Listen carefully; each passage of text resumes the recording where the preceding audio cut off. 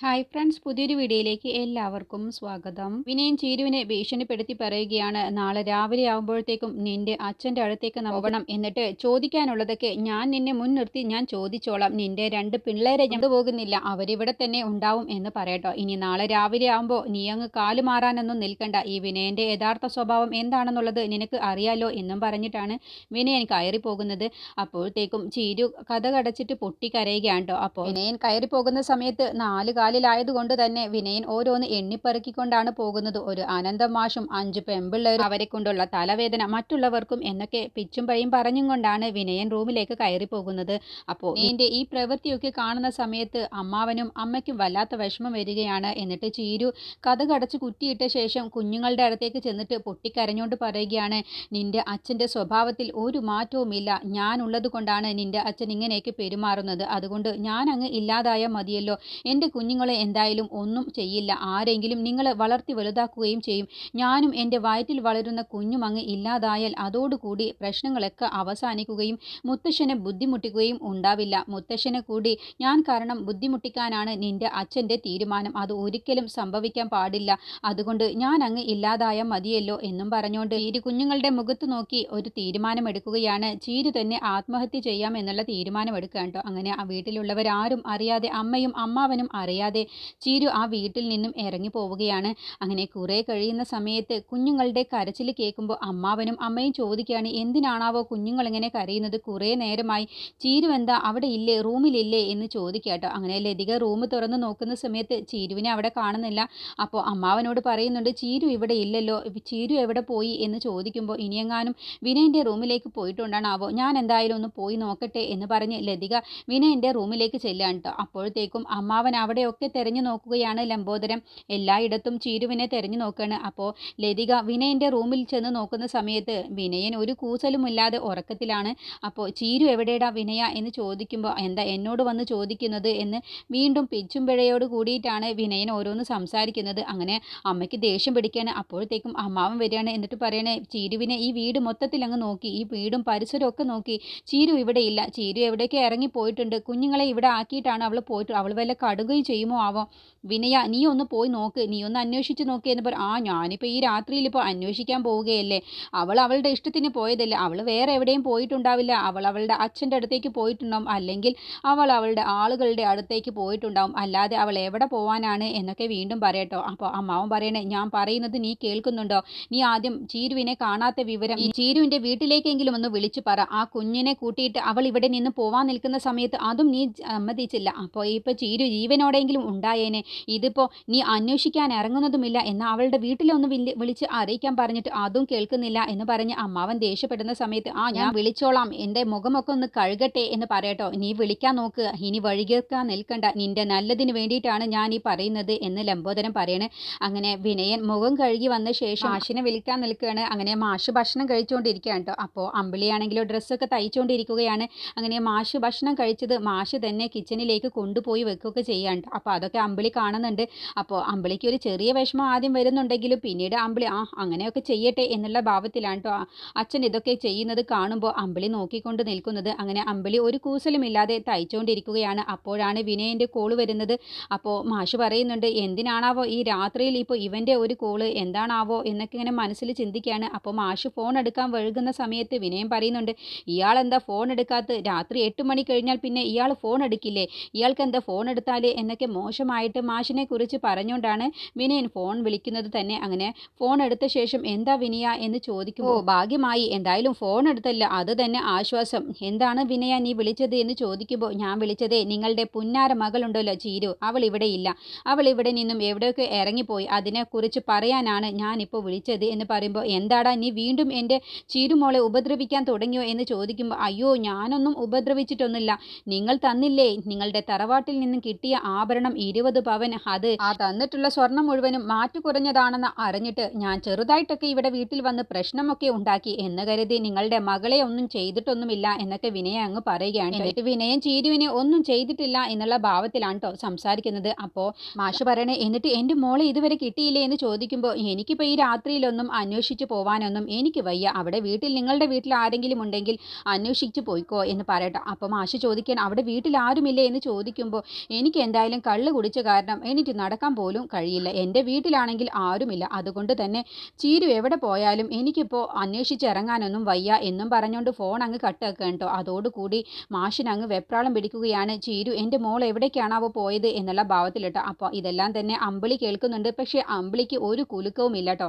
അങ്ങനെ മാഷ് വെപ്രാളത്തോട് കൂടിയിട്ട് രഘു എന്ന് പറഞ്ഞ് വിളിക്കുകയാണ് കേട്ടോ. അപ്പോൾ അങ്ങനെ തിരിഞ്ഞു നോക്കുന്ന സമയത്താണ് അമ്പിളിയെ കാണുമ്പോൾ പെട്ടെന്ന് മാഷിന് രഘുവിനെ വിളിക്കാൻ കഴിയുന്നില്ല. അമ്പിളി ഇനി മേലിൽ രഘുവിനെ ഒന്നിനും വിളിച്ചേക്കരുത് എന്ന് പറഞ്ഞ കാര്യം മാഷിന് അങ്ങ് ഓർമ്മ വരികയാണ് കേട്ടോ. അപ്പോൾ രഘു എന്നുള്ള വിളി കേട്ടപ്പോൾ മാഷ് വിളിച്ചിട്ടുണ്ടോ എന്നുള്ള മനസ്സിലാക്കിയിട്ട് അമ്മാവ എന്താ വിളിച്ചത്, ഞാൻ ബാത്റൂമിലായിരുന്നു എന്ന് പറയുമ്പോൾ ഞാൻ വിളിച്ചിട്ടില്ല എന്ന് പറയുമ്പോൾ അമ്പിളി ദേഷ്യത്തിൽ നോക്കുന്നത് കൊണ്ട് മാഷ് ഒന്നുമില്ല എന്ന് പറയട്ടോ.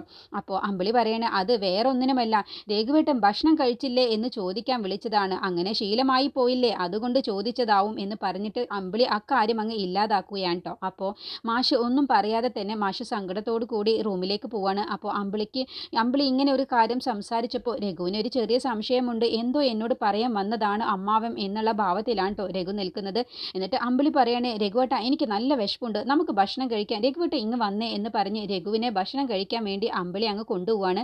ചീരുവിൻ്റെ കാര്യം പോലും അമ്പിളി ഒന്നും മൈൻഡ് ചെയ്യുക പോലും ചെയ്യാതെ രഘുവിനോടൊന്നും പറയാതെയാണ് കാണിക്കുന്നത്. അങ്ങനെ രഘുവിനെ മാഷ് വിളിച്ച് ഉടനെ തന്നെ അമ്പിളി പറയുന്നുണ്ട് രഘുവേട്ടനെ വെറുതെ വിളിക്കാനൊന്നും നിൽക്കണ്ട, അച്ഛന് വേറെയും മക്കളുണ്ടല്ലോ അവരെ അറിയിച്ചേക്ക് എന്നുള്ള കാര്യം അപ്പോഴേ പറയുന്നുണ്ട്. അതോടുകൂടി മാഷിന് രഘുവിനോട് പറയാനുള്ള ആ താല്പര്യം തന്നെ ഇല്ലാതാവുകയാണ്. അമ്പിളിയുടെ ആ സംസാരം കേട്ട ഉടനെ തന്നെ അങ്ങനെ മാഷ് വിഷമിച്ച് നിൽക്കാൻ കേട്ടോ. ഈ സമയം സുശീല പറഞ്ഞതുപോലെ പ്രതിഭ സത്യൻ്റെ മുന്നിൽ അങ്ങ് പറയുകയാണ്. സത്യന് ചായ ഒക്കെ ഇട്ട് കൊടുക്കുമ്പോൾ ഈ സമയത്ത് എന്താ പ്രതിഭ ഈ ഒരു സമയത്ത് ചായ എന്നൊക്കെ ചോദിക്കുമ്പോൾ കുറച്ച് കഴിയും, ഭക്ഷണം കഴിക്കാൻ കുറച്ച് കഴിയും, അതുകൊണ്ടാണ് സത്യേട്ടൻ ഇന്ന് നേരത്തെ വന്നതല്ലേ എന്ന് പറയുമ്പോൾ നീ എന്തിനാണ് എന്നോട് നേരത്തെ വരാൻ പറഞ്ഞത് എന്ന് ചോദിക്കുമ്പോൾ സത്യനോട് ഇക്കാര്യം അങ്ങ് പറയുകയാണ് കേട്ടോ. നമുക്ക് നാളെ ഡോക്ടറുടെ അടുത്തേക്ക് പോകണമെന്ന് പറയുമ്പോൾ എന്തിനാണ് ഡോക്ടറുടെ അടുത്തേക്ക് പോകുന്നത്, ഇനി അടുത്ത ചെക്കപ്പ് വരുമ്പോൾ അപ്പോൾ പോയാൽ പോരെ, ഇപ്പം എനിക്ക് കുഴപ്പമൊന്നുമില്ലെങ്കിൽ പിന്നെ എന്തിനാണ് നാളെ പോകുന്നത്, എന്തായാലും ഞാൻ അമ്മയുടെ കൂടെ വിട്ടത് അമ്മയ്ക്ക് എല്ലാ കാര്യങ്ങളും ഇതിനെക്കുറിച്ചൊക്കെ അറിയാം, അതുകൊണ്ടാണ് ഞാൻ അമ്മയുടെ കൂടെ നിന്നെ വിട്ടത് തന്നെ, എന്താ ഇനി എന്തെങ്കിലും പ്രശ്നമുണ്ടോ എന്ന് ചോദിക്കുമ്പോൾ നാളെ തന്നെ എൻ്റെ കൂടെ ഡോക്ടറെ കാണാൻ വേണ്ടി വരണം എന്ന് പറയുമ്പോൾ എന്താണ് പ്രതിഭ കാര്യം എന്താണെന്ന് വെച്ചാൽ തുറന്നു പറ എന്ന് പറയുമ്പോൾ നമ്മുടെ ഈ കുഞ്ഞിനെ ഇപ്പോൾ വേണ്ട എന്നാണ് അമ്മ പറയുന്നത് എന്നങ്ങ് പറഞ്ഞതോടുകൂടി സത്യൻ അങ്ങ് ഞെട്ടിപ്പോവാൻ കേട്ടോ. എന്താ പ്രതിഭ നീ പറഞ്ഞത്, അതെ അമ്മ പറയുന്നത് ഈ കുഞ്ഞിനെ വേണ്ട എന്നാണ്, ഈ കുഞ്ഞിനെ ഇപ്പോൾ വേണ്ട, 2 കൊല്ലം കഴിഞ്ഞ് കുഞ്ഞുങ്ങളൊക്കെ ഉണ്ടായാൽ മതി എന്നാണ് പറയുന്നത് എന്ന് പറയുമ്പോൾ സത്യൻ ചോദിക്കുകയാണ് എന്താണാവോ ഇതിന് അമ്മ കാരണം കണ്ടെത്തിയത് എന്ന് ചോദിക്കുമ്പോൾ അമ്മ ഒരു ജോത്സ്യനെ പോയി കണ്ടിരുന്നത്രേ, അപ്പോൾ ഈ കുഞ്ഞ് ചാപിള്ളയാവുമെന്നാണ് അമ്മയോട് ജോത്സ്യർ പറഞ്ഞതത്രേ, അതുകൊണ്ടാണ് എന്ന് പറയുമ്പോൾ അമ്മയുടെ ജോത്സ്യനും അമ്മയുടെ പ്രവചനം ഒന്നും ഇവിടെ കേൾക്കണ്ട, അതിനായിട്ട് എന്നെ കിട്ടുകയുമില്ല, ഈ കുഞ്ഞിനെ കളയാനും പോകുന്നില്ല, എന്താണ് അമ്മയോട് ഇക്കാര്യം ഇപ്പം തന്നെ ഞാൻ സംസാരിച്ചോളാം എന്ന് പറയുമ്പോൾ പ്രതിഭ പറയണേ ഇവിടെ വെറുതെ പ്രശ്നം ഉണ്ടാക്കണ്ട, നമുക്ക് നാളെ തന്നെ ഡോക്ടറെ പോയി കണ്ട് ഡോക്ടറോട് കാര്യം പറഞ്ഞാൽ മതിയല്ലോ, ഈ കുഞ്ഞിനെ കളയാൻ എനിക്ക് താല്പര്യമില്ല എന്നുള്ള കാര്യം പറഞ്ഞാൽ പിന്നെ ഡോക്ടർ ഒരിക്കലും ഈ കുഞ്ഞിനെ കളയാനുള്ള ശ്രമം നടത്തുകയില്ല, അമ്മ ഡോക്ടറോട് പറഞ്ഞത് കൊണ്ടാണ് ഡോക്ടർ ഗുളികയൊക്കെ തരാമെന്ന് പറഞ്ഞത്, പക്ഷേ ഭർത്താവ് വരാതെ തരില്ല എന്ന് ഡോക്ടർ പറഞ്ഞത് കൊണ്ടാണ് നാളെ സത്യേട്ടനുമായിട്ട് പോവാൻ നിന്നത്, സത്യേട്ടന് ഈ കുഞ്ഞിനെ കളയാൻ താല്പര്യമില്ല എന്ന് ഡോക്ടറോട് പറഞ്ഞു കഴിഞ്ഞാൽ അതോടുകൂടി ഈ പ്രശ്നം അങ്ങ് അവസാനിക്കും, അല്ലാതെ ഇവിടെ വെറുതെ പ്രശ്നങ്ങളൊന്നും ഉണ്ടാക്കണ്ട എന്ന് പറയട്ടോ.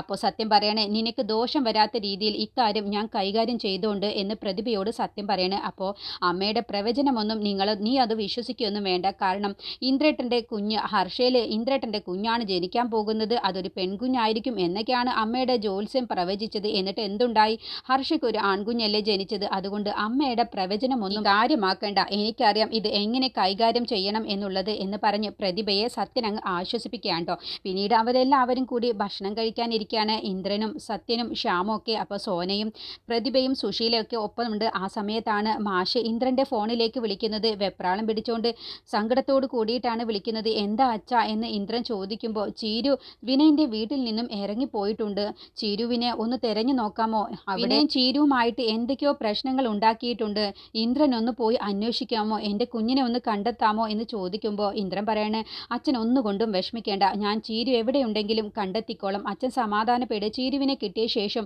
ഞാൻ അച്ഛനെ വിളിച്ചോളാം എന്ന് പറഞ്ഞിട്ടാണ് ഫോൺ വെക്കുന്നത്. അങ്ങനെ ഭക്ഷണം പോലും അധികം കഴിക്കാതെ പകുതിയാക്കിയിട്ടാണ് ഇന്ദ്രനും സത്യനും പോകാൻ നിൽക്കുന്നത്. അപ്പോൾ ശ്യാമു പറയുന്നുണ്ട് എങ്കിൽ ഞാൻ കൂടി വരാമെന്ന് പറയുമ്പോൾ ഒരു ബൈക്കല്ലേ ഉള്ളൂ, അപ്പോൾ ഞങ്ങൾക്ക് 2 പേർക്കല്ലേ പോകാൻ കഴിയൂ, ശ്യാമിനെ ഞങ്ങൾ എന്തെങ്കിലും ആവശ്യമുണ്ടെങ്കിൽ വിളിച്ചോളാം എന്ന് പറഞ്ഞ് സത്യൻ ഇന്ദ്രൻ്റെ കൂടെ അങ്ങ് പോവുകയാണ് കേട്ടോ. അങ്ങനെ അവർ 2 പേരും പോകുന്ന സമയത്ത് സുശീല അങ്ങ് തടയുകയാണ്, നിനക്ക് ഇനി എന്ത് അച്ഛനാടാ, നീയും ആ അനുപമയും തമ്മിൽ ഒരു ബന്ധവുമില്ല, പിന്നെ എന്തിനാണ് എന്തിനാണ് നീ അയാളെന്നെ അച്ഛ എന്നൊക്കെ വിളിക്കുന്നത്? പിന്നെ അവളെ കാണാനില്ലാത്തതിന് നീ എന്തിനാ ഇവിടെ പെപ്രാളം പിടിച്ചുകൊണ്ട് ഭക്ഷണം പോലും കഴിക്കാതെ ഇറങ്ങിപ്പോകുന്നത് എന്ന് ചോദിക്കുമ്പോൾ അമ്മ ഇതിൽ ഇടപെടേണ്ട, അമ്മ തടയാനും നിൽക്കണ്ട. അമ്മ ഹർഷയുടെ കാര്യത്തിന് വേണ്ടി എന്നെ വിളിച്ചുകൊണ്ട് പോയല്ലോ.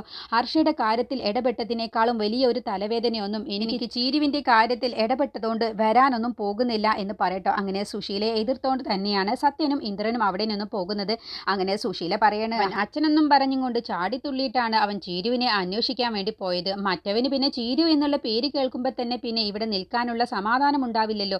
അവളെ തേടി കണ്ടുപിടിക്കാനല്ലേ പോകുന്നത്. എന്താന്ന് വെച്ച് ചെയ്തു വരട്ടെ, അവർക്ക് കിട്ടാനുള്ളത് കിട്ടുമ്പോൾ അവർ പഠിച്ചോളും എന്നൊക്കെയുള്ള വാക്കുകളാണ് കേട്ടോ സുശീല ആ സമയത്ത് പറയുന്നത്. അപ്പോൾ പ്രതിഭ കേൾക്കാൻ കൂടിയാണ് സുശീല ഒരു കറ പോലെ സംസാരിക്കുന്നത്.